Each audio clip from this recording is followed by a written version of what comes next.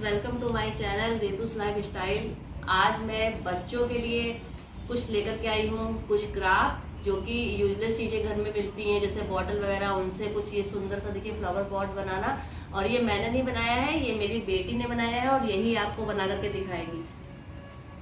हाय, मेरा नाम है आरोही मोहन। क्या बनाया तुमने? ये मैंने बनाया एक फ्लावर पॉट। आज बच्चों को बना करके दिखाओगे ये?